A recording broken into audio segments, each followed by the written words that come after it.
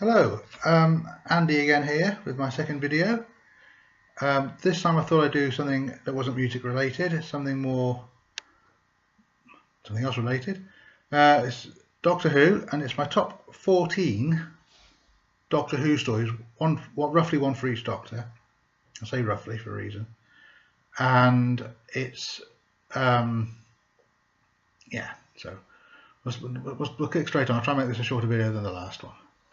So we've got the Time Meddler, which is William Hartnell's story, First Doctor. This is exceptionally good, really is. It's a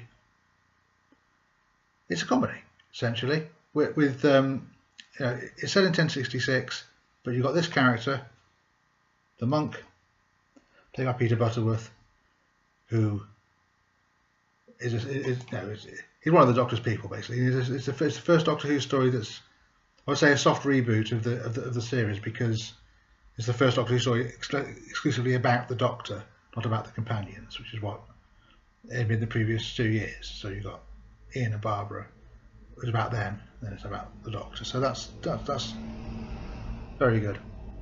Peter Butterworth alone is worth the asking price on that. Get that out of the way. Right, then Patrick Troughton, you've got the War Games, his very last story. Well, not his very last story, because he appeared a few times afterwards, but very last story for his incarnation chronologically. And yes, it's a bit long. Yes, it can. Well, it actually doesn't drag it. It doesn't really drag at all if you watch it as it was intended. It's very. But much like the Time Meddler, this basically answers all the questions. Doctor Who is a Time Lord. Gallifrey isn't mentioned. That's mentioned later on. And it's just an epic story, and genuinely worth people's time. I would say genuinely worth people's time. I'll try and look into the camera a bit more, should I? Now, I don't have a physical copy of the next one, but I do have it in novelisation form. So I know it's called the Dinosaur Invasion in the novel, but it's Doctor Who Invasion of the Dinosaurs. I'll try and put a thing up. I'll try and do an insert on the video, but if I don't. This is, again, the novelisation is a novelisation, but the TV version is absolutely brilliant. Yes, the dinosaurs look rubbish, and they do. They look absolute rubbish. But the story itself, and they're incidental to the plot anyway, the story itself is one of the best stories out there for Doctor Who. So if you've heard bad things about the story, or if you're not entirely sure what, if you're new to Doctor Who, if you've only ever watched it from sort of Chris Rexon, if you just watched it from Peter Capaldi, or you're just planning on starting watching it from Jodie Whittaker, no, he's a useful guide, I hope. So, Invasion of the Dinosaurs, great thing. Now, when I said roughly, it's because Tom Baker's coming up, and he was in the role for 7 years, and I cannot pick. I'm torn between two. Genuinely, I'm torn between two. I can't separate them. So I'm going to go with the first one, which is Genesis of the Daleks. This is if you'll notice, it's the first Dalek story that I've put on the list, and it's the first Davros story, and it's brilliant. It really is. Now, people think they know what they're talking about. Fans, I think they're called. They say that although Terminator came up with the concept of this, Robert Holmes, who was the script editor at the time, wrote it, and that's rubbish. You just have to watch it. I mean, I actually watched every single episode of Doctor Who from the very first one, An Unearthly Child, in sequence, fair, means and foul, and including the reconstructions. And this is very much a Terry Nation script with a few embellishments and dialogue. Yeah, that's all Robert Holmes has contributed to this. In the main, is the dialogue. It's genuinely worth watching. That's a great story. It really is. So what's the second Tom Baker one? Slight sea change. It's City of Death. And I like this for a number of reasons. Well, firstly, because it's so damn funny. It just is. You know, although he's not credited, it's co-written by Douglas Adams, who wrote Hitchhiker's Guide to the Galaxy. He was script editor of Doctor Who at the time. And yeah, so he co-wrote this. There's a wonderful line in this. It isn't all people are going to say, oh, it's going to be the Butler line. Yes, that's a great line, but there's a better line in this. You're a beautiful woman, probably. I like that line because Tom Baker apparently improvised that in rehearsal. You're a beautiful woman was there, but the probably was Tom Baker's invention, and that just shows that he doesn't see the world or people or anything in the way that we automatically look at someone, think, oh my god, they're really attractive, oh my god, they're hideously ugly, oh my god, he's doing a video, whatever. Yeah, and he's saying, and Catherine Shell, who's the woman who's playing the Countess, who that line was addressed to, is stunning, physically stunning. You can see it. So to say you're a beautiful woman, probably, just shows you how the Doctor observes and how he sees things. It's a very telling line. So that's really good. So a slight cheat there. I've got more cheats coming up actually, but I don't care.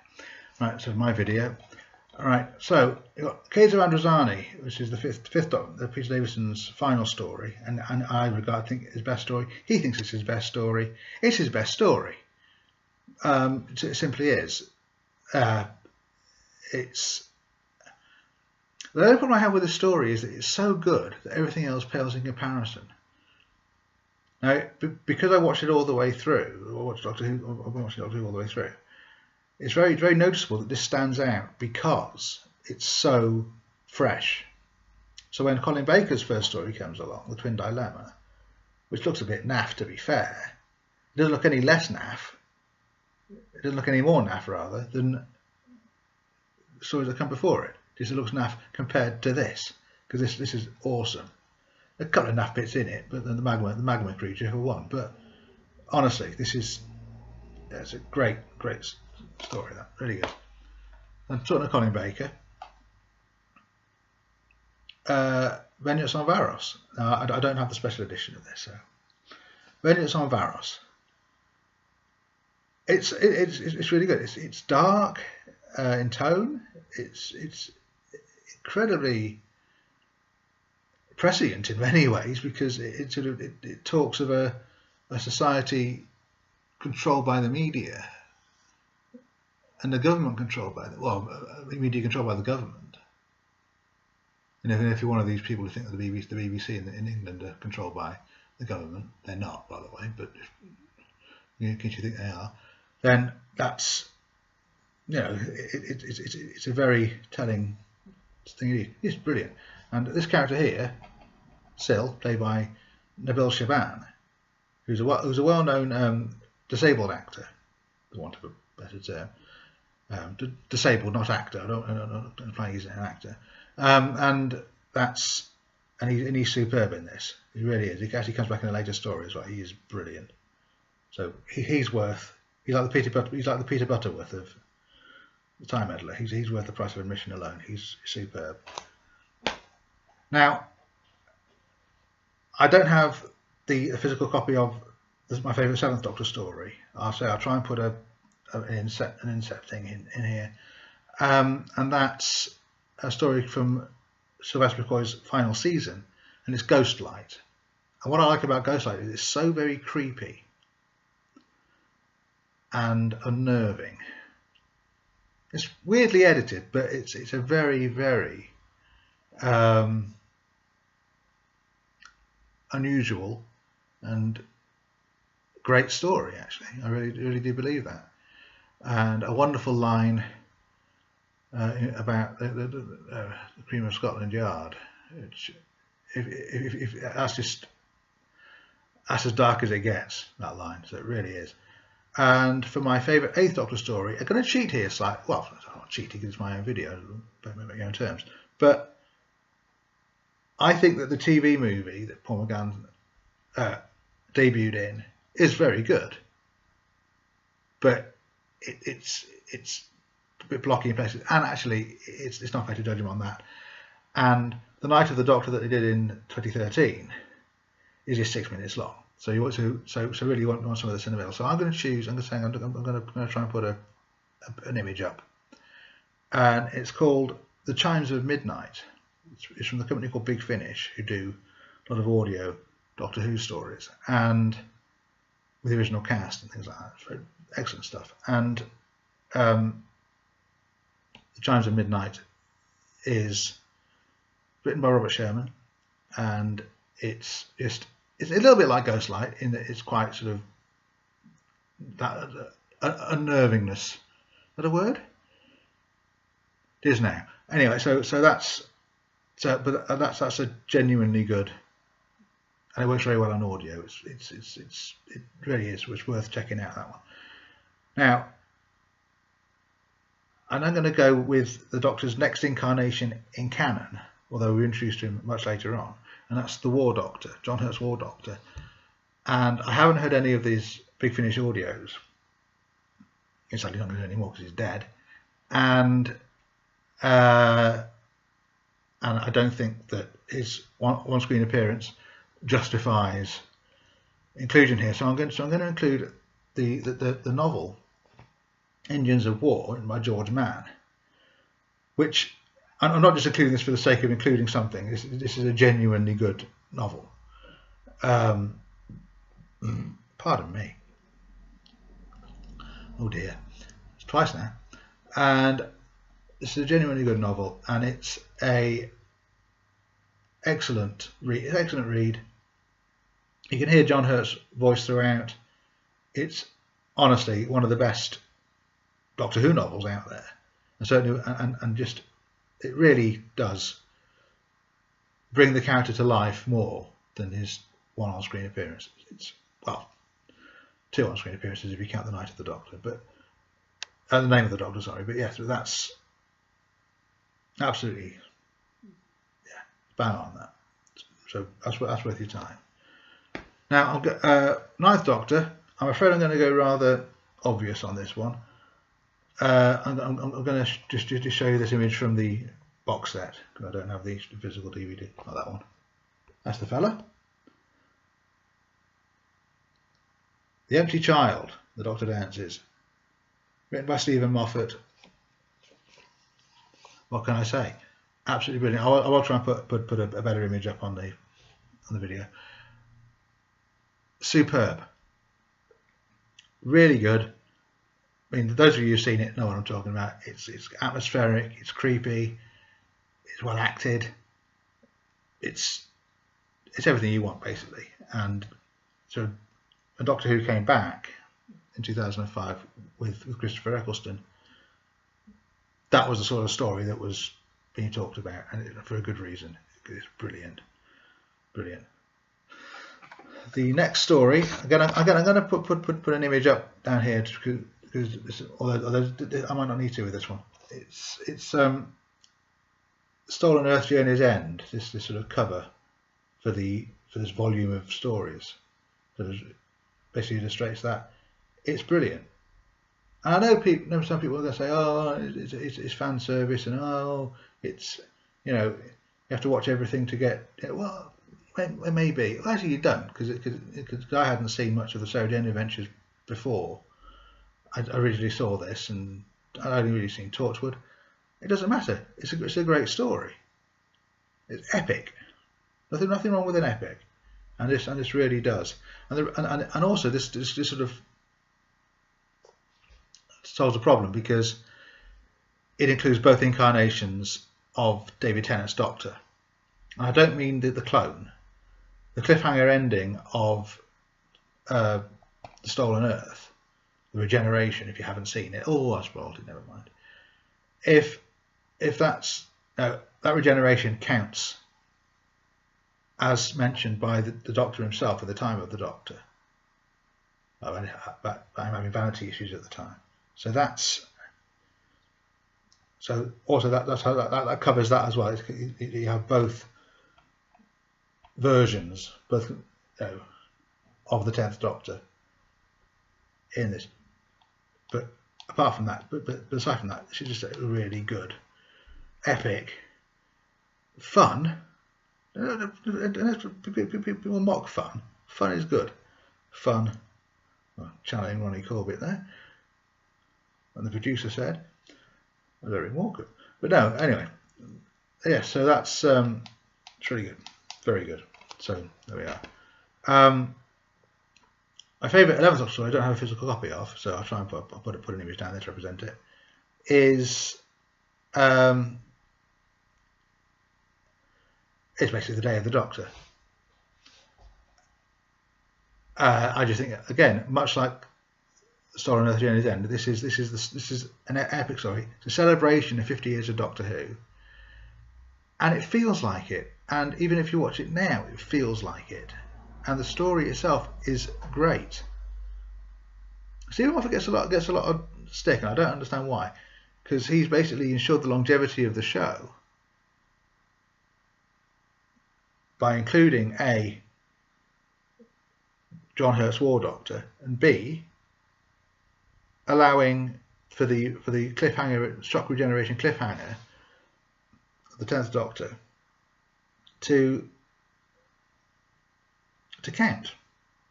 So Peter Puddick, he's the first incarnation of the Doctor's second regeneration cycle. He's ensured the longevity of the show. I mean, surely that's good enough. Not for some fans, obviously. So that's probably get some stick for that, but if anybody watches this, but there we go. So yeah, but I'll put an image on the somewhere around here. I'll try. And so yeah, and that for a long time was my favourite Doctor Who story of all time in terms of television stories, until recently. And not only is this my favourite 12th Doctor story, Peter Capaldi's story, it is my favourite Doctor Who story of all time. And it's World Enough and Time, The Doctor Falls. And I watched that and I was just absolutely blown away by it. The images of the patients, again I put an image up, the images of the patients, the images of John Sims' master with Michelle Gomez's Missy, female master, absolutely, and it just works, and it just felt brilliant. And the fate of Bill in that is extraordinary, very, very brave, very well done. And people again, and another problem people have is, oh, nobody stays dead. Well, actually, it's not that type of show. Stephen Moffat said it's not that type of show, and I actually agree with him. It's not that type of show. It's a really good way of ending that. I'm personally looking forward to Twice Upon a Time, the Christmas special. I hope you are. Fantastic. It'll be fascinating to see David Bradley's portrayal of the First Doctor. We'd already seen him as William Hartnell in Mark Gatiss' brilliant An Adventure in Space and Time, but this is going to be his. I think he'll be brilliant in that. And Onward to the Future, where we have Jodie Whittaker as the Doctor, who I'm not going to say female Doctor because that's not how the character works. The character is never identified as male, except maybe the gentleman to boot or whatever that's William Hartnell says. But in broader terms, the Doctor doesn't sort of say, I am a man and I will always be a man. He will, and it's been established in continuity now that's in canon that if such a thing exists, that can happen, not just with Missy but with other characters as well. I think Jodie Whittaker will be brilliant. I've not really seen her. I never watched Broadchurch, and I'm not watching her current sort of program. But in a way that's good, because I like to come to the actor fresh, really, if I can. So I don't have any preconceived ideas of how she's going to perform it. I've seen a couple of interviews with her. She seems like a wonderful human being. I think she will be excellent. That's my top 14 Doctor Who stories. Leave a comment if you think that I've vastly overrated something or other, or if you think that I'm right, or if you think that I'm something unsayable, not by me but by somebody else possibly. So yes, well, there we are. That's this video. Okay, you take care. See you later. Ta-da. And let me find the stop button. Bye then.